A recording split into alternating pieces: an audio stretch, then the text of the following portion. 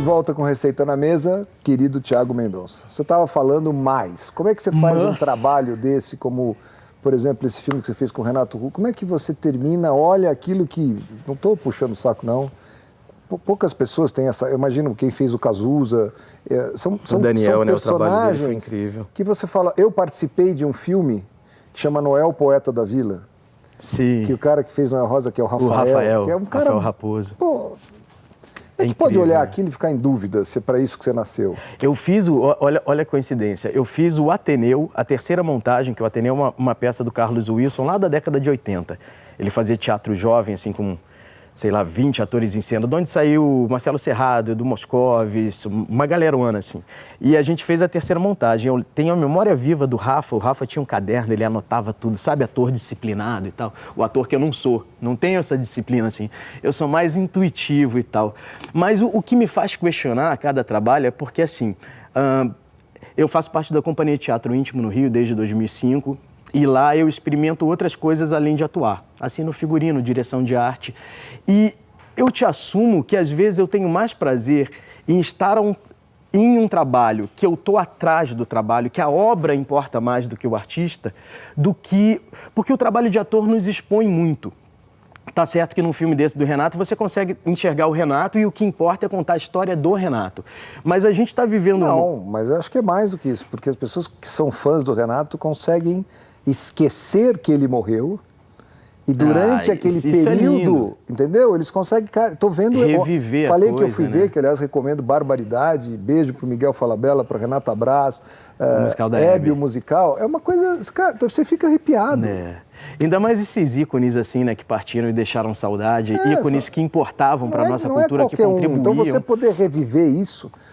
Vamos pegar um cara que eu era apaixonado, Elvis Presley. Eu já vi um monte de cover de Elvis, mas eu nunca vi... Uma coisa é você imitar ele no palco, que é uma coisa você fazer o Renato cantando. A outra coisa é você fazer ele no dia a dia, como ele era. Era um cuidado, marrento, assim. ou um cara meio, sabe, bipolar. Não era ser cover, a minha ideia sempre foi esse. E a minha ideia de construção de personagem é essa. É de dentro para fora, saca? Não é pegar a forma e fazer a forma. Você tem que preencher aquela forma com conteúdo. Então, a minha composição ela é mais de dentro para fora. Mas eu acho que a gente vive num momento hoje em que o artista, às vezes, ele se torna maior do que o personagem. Então, isso talvez gere até uma dificuldade de você desvincular aquela imagem do artista que já é conhecida para ti através de revistas, de matérias, e embarcar no que ele está propondo enquanto personagem. Então, a gente, não sei, mas o que me confunde é isso. Às vezes eu vejo as pessoas muito interessadas em mim mais do que no meu trabalho. Isso me assusta um pouco. Se eu embarco numa de pintor ou de compositor, eu estou por trás da minha obra. A minha obra é mais importante do que eu. Eu não me acho muito importante para as pessoas se interessarem por mim. Mas se as pessoas se interessam pelo meu trabalho, aí eu fico lisonjeado, porque, enfim, é o que eu faço, o que eu ainda gosto de fazer. Mas as pessoas se tornam interessantes pelo trabalho que elas fazem. Sei lá, né? É muito confuso, porque tem isso também. Hoje em dia tem a celebridade. A celebridade não necessariamente ele é artista. Existe o artista e existe a celebridade. A celebridade é temporal, entendeu? Aqui 3, 4 anos você nunca mais ouviu falar. Mas então, mas essa confusão toda no meio que me assusta um pouco. Esses duram. Mas esse talvez seja o meu mais, assim, esse susto que às vezes eu levo com esse meio que a gente vive. É tudo tão incerto também. Profissionalmente falando, de instável, né? Nós somos autônomos, na verdade nós somos autônomos, assim, termina um trabalho, a gente conclui e não sabe quando vai começar outro. E no teatro talvez você tenha mais poder sobre essa autonomia. Eu me junto contigo, a gente consegue produzir alguma coisa. Outros veículos, televisão, cinema e tal, a gente até consegue produzir cinema. Eu fui ver o filme do Pelé esses dias, quando eu vi lá produtor associado, o Santoro. Putz, ele está produzindo, legal. Só que é uma máquina muito maior para você produzir. Por mais que hoje em dia seja acessível, né? Com essa coisa do digital, talvez, né? Resgatando aquela coisa do Glauber Rocha, uma ideia na mão e uma câmera na cabeça, quando eu fiz Noel, Poeta da Vila, era negativo, aquelas latas de... Revelar a película, Nossa, né? Cada vez que ele falava, tá valendo, e eu, amigo do Ricardo Vanstin, que era diretor... Eu sabia dos custos, dos problemas. Caro, tanta película, caro para revelar. Cada vez que você via aquele... e dava errado alguma cena, você falava, pá, perdeu uma grana agora feia. Tinha uma máxima do cinema que era assim, se rodava 2 vezes, porque se você roda só uma, pode ter caído uma poeira na lente, alguma coisa, e quem tem uma, às vezes, não tem nenhuma. Mas você rodava no máximo 2 vezes, porque o negativo é caro pra caramba. A película... Sim, mas às vezes o cara errava o texto, errava e corta. Aí, ó, era uma responsabilidade maior. Eu me lembro, assim, tem uma frase do Marcello Mastroianni, que dos meus 40 anos de cinema, 30 foram esperando.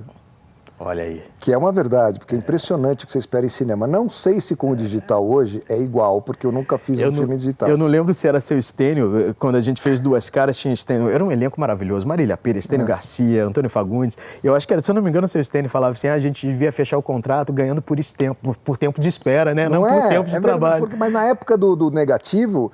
Tinha ensaio, quando já estava tudo assim, olha, rodar... vocês já fizeram, se você errar agora, eu mato você. Tá valendo. E não era Lady Murphy, né? Porque tem isso, né? A gente tem que agir com naturalidade pra câmera, olhando pra câmera, meio que anulando, achando que ela não tá ali. Mas quando essa luzinha vermelha acende, né? Dá uma... É isso, talvez seja a responsabilidade. Vamos dar uma olhadinha num vídeo da tua carreira. Opa. Acorda, Major. Eu tô falando dessa coroa aqui. Ah, é claro.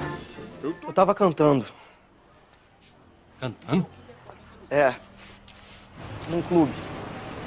A gente vai vender 1 milhão de discos. Você quer apostar comigo? 1 milhão, Zezé? Mãe, me fala a verdade. Seu Legário é meu pai. Eu me chamo Legário não porque ele era meu padrinho, mas porque ele é meu pai. Te adoro, seu Bernardão. Você é o melhor pai do mundo. Eu tenho muito orgulho do senhor, sabia, pai? Muito orgulho. Quem tava com a carga? Eu não sei, não. Quem tava com a carga? Eu sou estudante. Fala, você é o quê? Eu sou estudante. Você é estudante? É estudante, ele pode. Bota a cara aqui. Bota a cara aqui. Aqui, ó. Bota a cara aí. Tá vendo isso aqui? Você se queixa do ressentimento do papai, mas não para de alimentar o seu ressentimento por ele. E eu dizia cedo, cedo, cedo, cedo, cedo. E eu dizia cedo, cedo, cedo, cedo, cedo. Você ficou noiva de um cara que você não ama. Escuta aqui, eu não te dou liberdade E pra você falar agora, da Silvia, minha você vem vida. descontar em mim a frustração de não ser correspondida pelo Cadu.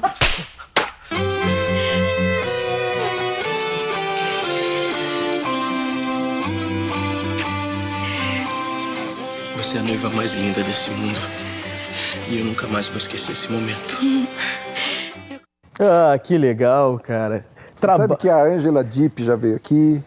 Astral, né? Astral, muito legal. A Pri eu já convidei, já estou marcando com ela, quero que ela venha, que eu adoro Outro astral ela. maravilhoso. Assim, a gente tem essa sorte Carlo desses Porto encontros. vai vir também. Legal. Essa novela é muito bacana, né? É muito. Então, e por esse grupo que se reuniu, assim, o jogo de cena com a Priscila é uma delícia de fazer, sabe? Priscila tem um olhar vivo, reverbera o que você entrega, você recebe de volta, sabe? Somado a alguns sentimentos. Mas eu sou muito sortudo, assim, tipo o Thiago ali fazendo meu irmão, uns trabalhos ali que eu nem, quer dizer, não lembrava, claro que eu lembro, mas que há muito tempo eu não via. O Sítio do Pica-Pau Amarelo 2001, cara. E olha que a minha referência, eu fazia um bagre, né? Então tinha aquela cabeça de latex. Fazia um bagre. Um bagre, um peixe bagre. Era o bagre mordomo do castelo do Príncipe Escamado. E a minha referência era o Gloob Gloob, aquele programa da cultura que também era cabeça no chroma key. E quem fazia o Gloob Gloob é o Carlos Mariano, que agora também faz a novela. Ele é o policial Ribeiro. Então tem esses encontros assim que a arte proporciona. Revendo aí o Somos Tão Jovens, a Laila. Laila era uma turma iluminada, assim, cara. Quando a Laila entrava no set era uma luz, então é fácil se apaixonar por essas mulheres, né? Laila, Priscila, Leona. Vi o Nuno Leal Maia ali, uma saudade. O Nuno eu via no Top Model.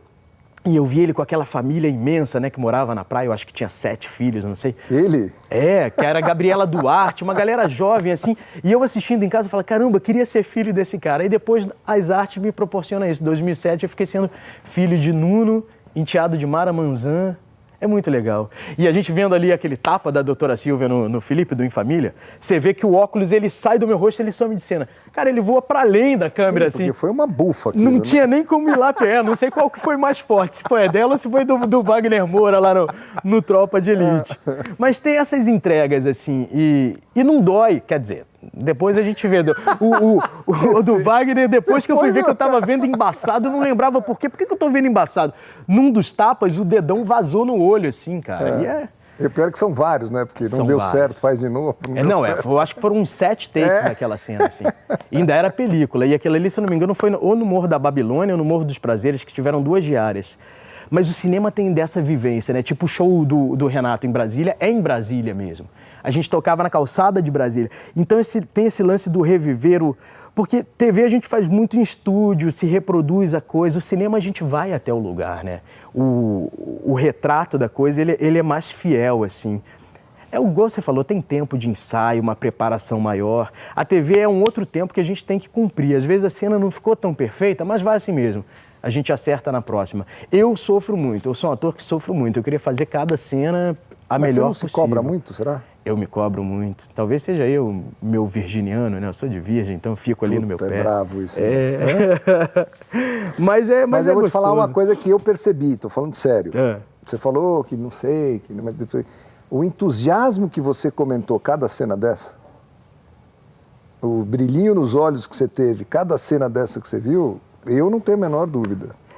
Mas é para isso que a gente faz, né? Eu acho que eu sou ator para isso, assim, e eterniza aquele momento, né? E eu tenho a memória viva de cada momento daquele de dentro de cena. Mas lógico, você nunca Lembro mais da minha troca aquilo, com a Bianca Rinaldi no dia desse tapa. Daqui a 20 anos você vê um negócio desse, você fala, cara, eu voltei a isso. Então tem esse... Então, por isso que eu digo, o Mars, ele tem uma reticência grande, porque eu não tenho grandes certezas na vida, assim. Talvez a vida se encarregue e me responda daqui a pouco, mas me dá um medo, assim, eu acho muita exposição.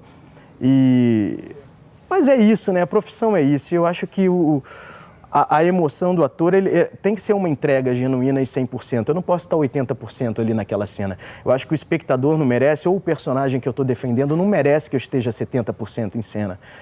Se eu vou reviver o Renato ou eternizá-lo numa película, eu tenho que estar 100% comprometido, e fora assim, com o cara. Deve ser uma pressão na responsabilidade de fazer bem feito, né? Principalmente quando você vai fazer um personagem inventado, fictício, é uma coisa, porque até às vezes, muitas vezes acontece de vocês, atores, levarem o personagem para um mundo completamente diferente do original dele. Mas quando por exemplo, a reprodução do que era o Renato Russo, não adianta não ser o Renato Russo, né? Porque não vai dar certo. Porque existe a referência dele, lógico, viva, todo por mundo mais sabe. que ele não seja mais isso vivo. ele não faria, tá louco? Tem isso. Mas isso também é bom, Fasano, porque eu tenho mais material de pesquisa, sabe? Quando eu faço um Luciano, um Renato, eu tenho vídeos para pesquisar, eu tenho os discos para ouvir, então a cobrança é maior, mas eu tenho mais material que me alimente. A minha intuição aí, numa porcentagem, talvez fique 50%, eu não sei medir isso agora, mas eu tenho esse material de pesquisa que eu posso, né, me alimentar dele. Quando o personagem não existe, ele parte dessa troca com o diretor ou parte do que a gente pode contribuir, que é o caso do Lucas agora, da Comédia Divina, que estreou quinta passada. Nesse período de lançamento das pré-estreias, eu estava conversando com o Tony, e a ideia do personagem no papel é uma, aí a partir do momento que chego eu, contribuindo com o que eu tenho para contribuir, esse personagem também ele vai se mutando para mim, se adaptando. Porque ele, teoricamente, é fictício. Ele não é uma coisa real. Por mais que tenha referências vivas. Tem referência. Referência é referência. Ponto. Sempre a referência pode ser melhorada ou piorada. Mas quando você está falando de uma pessoa... Não, às vezes eu imagino que uma pessoa que escreve... Não, mas pode mesmo, pensou um personagem, por mais que se tente, por mais que o diretor... Não, às vezes não é nem um problema. Não foi exatamente isso que ela imaginava. E às vezes, como acontece na maioria das vezes, quando o cara é bom, esse personagem começa com um pedacinho desse tamanho, vira um puta personagem. Cresce, né? E isso é bacana. Isso deve ser melhor para um ator, isso, na minha opinião, até do que a remuneração financeira porque isso é a prova de que o que ele está fazendo é bem feito. Você me lembrou minha mãe agora, porque, enfim, ali a gente viu o trabalho de 2001, tinha 21 anos, mas eu acho que eu sou ator, assim, de viver da profissão ou sobreviver da profissão desde 97, 98, com 17, 18 anos. E minha mãe sempre pegou no meu pé, falava, aplauso não vai pagar suas contas e tal, porque eu falava, não, mãe, mas o prazer tá ali, em você ser reconhecido e tal. E minha mãe sempre puxava meu pé no chão, assim, então encare isso como trabalho. Seja remunerado para você poder se manter também com fazendo o que você gosta de fazer. Mas realmente é o aplauso, é essa troca. Por isso que por mais que eu experimente cinema, TV, nada se compara ao teatro nesse contato que você tem pessoal com o público. Hoje em dia as pessoas ficam tão, te seguem no Instagram, curte sua foto, se sente próxima de você. Mas se ela for ao teatro, ela vai perceber o que é realmente um encontro, saca? Porque o teatro, até você ator, por mais que você esteja em cena, você depende daquela plateia ali. E a troca é imediata. É uma plateia também. Cada espetáculo vai ser um dia. É isso. Bom, aí. Como você falou, acabou de estrear a Divina Comédia. Isso, a Comédia Divina. Comédia Divina. Faz uma alusão ao Dante, mas é a Comédia Divina, um filme do Tony Venturi. Vamos dar uma olhadinha no trailer. Eu gostaria de dar uma palavrinha com Deus. Você tem hora marcada? Querida, eu não sou um reles mortal. Eu sou o diabo. Bela Vista. Qual o motivo da visita? Os homens. Terry, Aconteceu alguma coisa? é só o início de uma nova era. O Diabo em Pessoa fará sua primeira aparição na televisão num furo sensacional e exclusivo de nossa repórter Raquel Brackman. O Príncipe das Trevas fundou a sua própria igreja na Terra. Tá me procurando? Sim, senhor. O senhor tá no céu. Me chama de você. Viva Agula! Todos os grandes tiveram uma ajuda de seus guias. Eu quero ser esse guia. Você saiu de onde? Da Raquel Da Silva. Brackman. Prazer, Batman. Você vai ter tudo o que desejar, tudo o que sonhar. É a nossa nova diretora executiva, Raquel Brackman. A jornalista celebridade é uma das candidatas ao prêmio Pulitzer do ano. Ela usou a gente, usou meu corpinho pra virar repórter, usou a sua apaixonite aí pra virar diretora. Vem comigo. A gente quer ela de volta. A Raquel. Que meigo. 2 homens de joelhos pela mesma mulher. 2 não, é só eu. Os homens não são fiéis, filho. Por isso, criei os cachorros. 7 pecados cometerei, 7 pecados é minha lei. Bacana, quero ver. É ousado, né? Na verdade, ele parte de um conto do Machado de Assis, A Igreja do Diabo, um conto de 1883, 86. E o Tony adaptou, deu essa coisa contemporânea, porque nesse mundo de hoje que a gente vive, para se alcançar mais pessoas, o diabo, ele compra um canal de televisão e vai seduzindo. O diabo é muito sedutor, né, ali. A gente vai falar sobre isso, porque tem vários filmes que falam sobre isso, um deles é fantástico, com o Robert De Niro. Opa. Robert De Niro, não, Al Pacino. O do Advogado Diabo, né? É, o Advogado Diabo. A gente vai pro intervalo e já volta.